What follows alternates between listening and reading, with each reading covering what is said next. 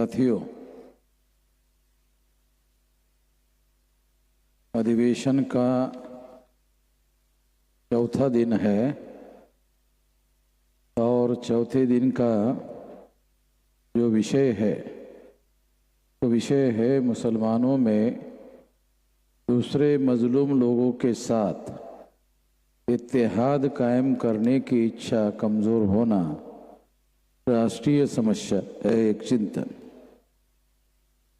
अथवा में दूसरा विषय है एक जालिम का विकल्प दूसरा जालिम नहीं हो सकता, अर्थात सभी मजलूमों में इत्तेहाद कायम किए बगैर मुल्क और मजलूम कौमों की तरक्की मुमकिन नहीं है।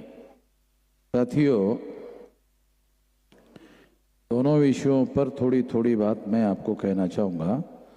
बहुत लंबी बात कहने की ज़रूरत नहीं है, बहुत सारी बातें आप लोगों के सामने आ चुकी हैं। साथियों, मुसलमानों में दूसरे मजलूम लोगों के साथ इत्तेहाद कायम करने की इच्छा कमज़ोर होना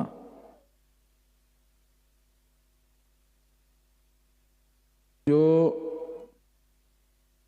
देश में परिदृश्य है, तो परिदृश्य क्या है? तो परिदृश्य ये है कि एक तरफ बीजेपी है या उसका गठबंधन है और दूसरी तरफ कांग्रेस है, उसका गठबंधन है। इसको मुस्लिम लोग एक को कम्युनल गठबंधन मानते हैं और एक को सेकुलर गठबंधन मानते हैं, जबकि हमारे दृष्टि से दोनों के दोनों ब्राह्मणवादी गठबंधन है और दोनों गठबंधनों में नेतृत्व ब्राह्मणों के नियंत्रण में है। दिखने में नरेंद्र मोदी बैकवर्ड का आदमी दिखाई देता है, मगर वो बैकवर्ड का नहीं है, तो ब्राह्मणों का प्रतिनिधित्व करता है और इसलिए करता है कि आरएसएस और बीजेपी के द्वारा वो रियल रिप्रेजेंटेटिव ना होकर नॉमिनेटेड रिप्रेजेंटेटिव है।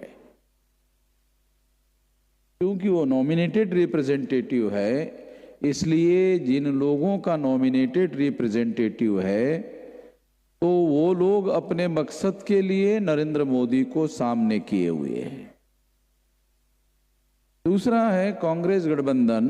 तो कांग्रेस को मुसलमानों की तरफ से हमेशा ही ये माना गया कि कांग्रेस एक सेकुलर गठबंधन है या कांग्रेस पार्टी सेकुलर है। तो हमारा ये मानना है कि कांग्रेस बीजेपी से ज्यादा खतरनाक ब्राह्मणवादी संगठन है। ये इसका आधार क्या है? इसका आधार ये है कि बीजेपी मुसलमानों के विरोध में खुल्लम खुल्ला स्टैंड लेती है, वो कोई छुपकर स्टैंड नहीं लेती है। जब वो खुल्लम खुल्ला स्टैंड लेती है तो मुसलमान उससे सतर्क रहता है, अवेयर रहता है और उसके झांसे में नहीं आता है, नहीं फंसता है। तो ये फायदा है मुसलमानों का।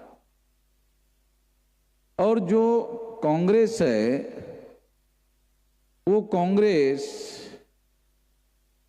जब कांग्रेस का भारत में राज आया उसके पहले मुसलमानों का शासन प्रशासन में रिप्रेजेंटेशन 30% था। जो डाटा और आंकड़े अवेलेबल हैं उसके अनुसार जैसे ही कांग्रेस का राज आया, जिसे मुसलमान सेकुलर कहते हैं, तो मुसलमानों का रिप्रेजेंटेशन 2 या 3% से नीचे आ गया। तो ये नहीं कहा जा सकता कि इसमें कांग्रेस का कोई भी रोल नहीं है। जो आज़ादी के पहले मुसलमानों का रिप्रेजेंटेशन प्रशासन में 30% था, जिसकी वजह से मुसलमानों के साथ इंसाफ होता था प्रशासन की तरफ से, कांग्रेस का राज आते ही मुसलमानों का रिप्रेजेंटेशन 2 से लेकर 3% नीचे आ गया और ये अपने आप हो गया और इसमें कांग्रेस का बिल्कुल भी कोई रोल नहीं है, ऐसा बिल्कुल नहीं माना जा सकता।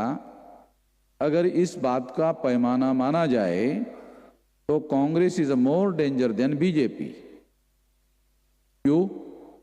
क्योंकि वो सेकुलर है ऐसा मुसलमान मानते हैं, मगर प्रैक्टिकल में वो सेकुलर नहीं है, व्यवहार में वो बहुत ज्यादा कम्युनल है। जिसे हम लोग ब्राह्मणवादी कहते हैं उसे मीडिया के द्वारा कम्युनल कहा गया है, क्योंकि मीडिया में ब्राह्मण लोग हैं और मीडिया के लोगों ने बीजेपी को कम्युनल कहा है।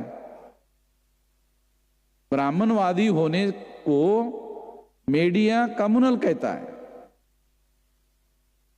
हम उसे ब्राह्मणवादी कहते हैं, तो वो मीडिया उसको कम्युनल क्यों कहता है? क्योंकि वो ब्राह्मणवादी कह नहीं सकता, क्योंकि वो खुद ब्राह्मण है। पत्रकार उसको ब्राह्मणवादी कैसे कहेगा? वो अपने हिसाब से टर्मिनोलॉजी यूज की जाती है, बनाई जाती है। तो इसलिए ये जो परसेप्शन है, परसेप्शन मतलब नजरिया, देखने का नजरिया, इन समस्याओं के तरफ देखने का नजरिया, ये जो परसेप्शन है, देखने का नजरिया है, ये नजरिया मैं ऐसा मानता हूं मुस्लिम लोगों का नजरिया, पढ़े लिखे लोगों का नजरिया, मुसलमानों की लीडरशिप रखने वाले लोगों का नजरिया सही नहीं है, गलत नजरिया है। और इस नजरिए की वजह से क्या होता है कि वो लोग अभी बीजेपी का मुकाबला करना है तो हर चुनाव में और राज्य के लेवल पर भी और सेंट्रल के लेवल पर भी मुस्लिम लोग चुनाव में इस नजरियों को ध्यान में रखते हुए वोट करते रहते हैं। ये आमतौर पर ऐसा लगातार हो रहा है। होना क्या चाहिए? इस्लाम जो है मजलूमों के बारे में बहुत ज्यादा आग्रही है, वो मजलूमों का पक्षधर है। इस्लाम मजलूमों का पक्षपाती है। मजलूमों के साइड में कोई कुछ भी कहता रहे, मगर इस्लाम मजलूमों के समर्थन में है, उसकी विचारधारा मजलूमों के समर्थन में है। ये इस्लाम का हिस्टोरिकल रोल है सारी दुनिया में, और सारी दुनिया में जो इस्लाम फैल रहा है उसकी एक बड़ी वजह ये है। उसको मजलूम लोग स्वीकार कर रहे हैं, दुनिया में मजलूमों की संख्या ज्यादा है, उसको स्वीकार कर रहे हैं। इस वजह से, उसके पक्षधर होने की वजह से, अगर इस दृष्टिकोण को माना जाए, स्वीकार किया जाए कि इस्लाम का दृष्टिकोण मजलूमों के प्रति ज्यादा कट्टरता का है कि वो उसके समर्थन में है, इस दृष्टिकोण से मुसलमानों की लीडरशिप करने वाले जो मुस्लिम्स है, कायद है, लीडरशिप करने वाले, नेतृत्व करने वाले जो लोग हैं, उनको भारत में कौन मजलूम है इसको आइडेंटिफाई करना चाहिए। तो मेरा ऐसा मानना है कि क्या मुसलमानों के इंटेलिजेंसिया ने भारत में कौन मजलूम है इसको आइडेंटिफाई कर लिया?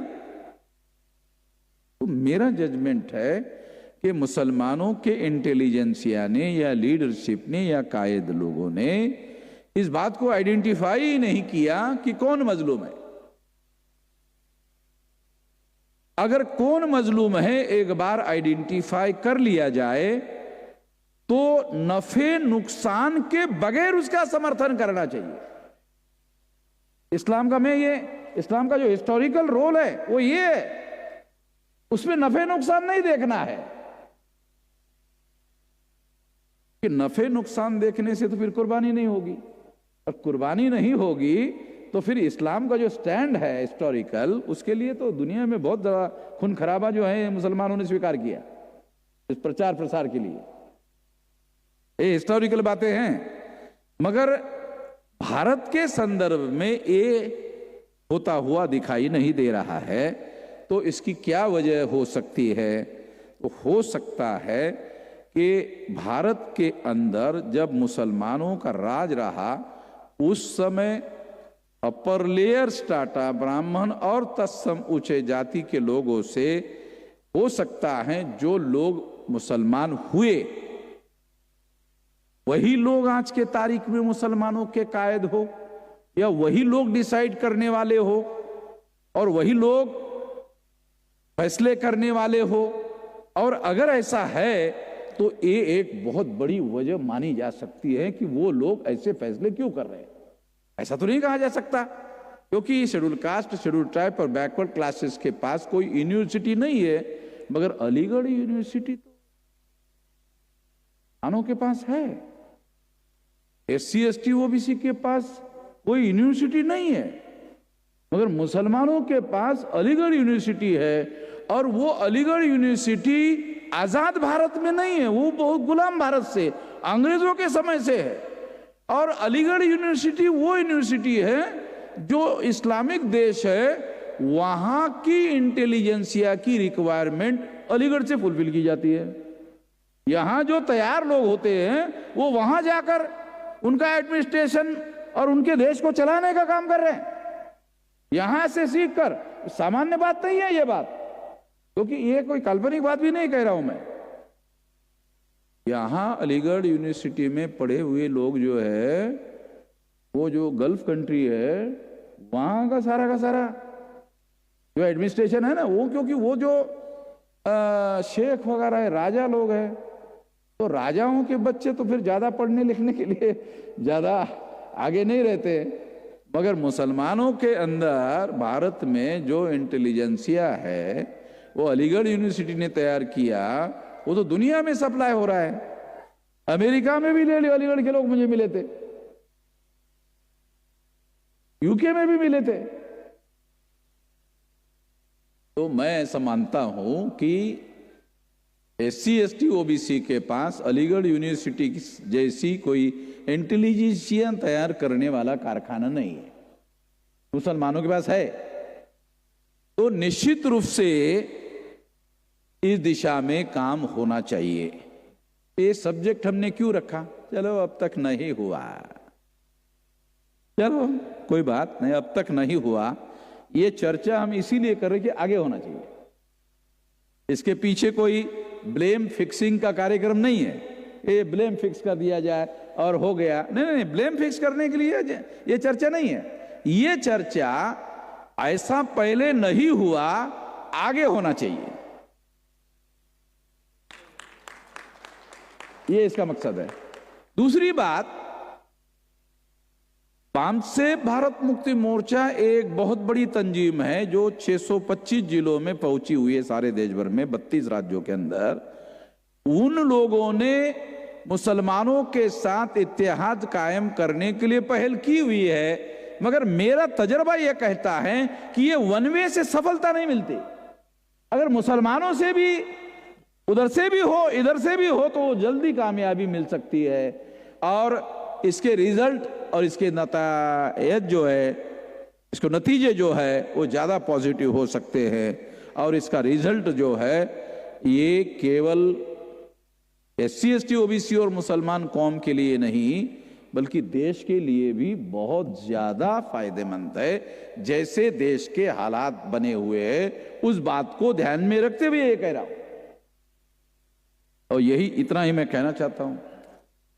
बहुत ज्यादा लंबी बातें कहने का कोई मतलब है ऐसा मुझे लगता नहीं है। और इस दिशा में मैं ऐसा मानता हूं कि निश्चित रूप से विचार किया जाएगा। मुस्लिम्स इंटेलिजेंसिया, मुस्लिम्स कौम के तरफ से हम लोग यहाँ से उनको मैसेज दे रहे हैं कि ऐसा होना चाहिए और मिलजुल कर हम लोग बहुत बड़ी तब्दीली लाने के लिए बहुत बड़ा पहल करने का काम किया जाना चाहिए। और दोनों मिलके अगर ऐसा करते हैं तो इसके रिजल्ट बहुत ज़्यादा अच्छे आ सकते हैं। आपने मेरी बात ध्यान से सुनी, इसके लिए आभार, धन्यवाद।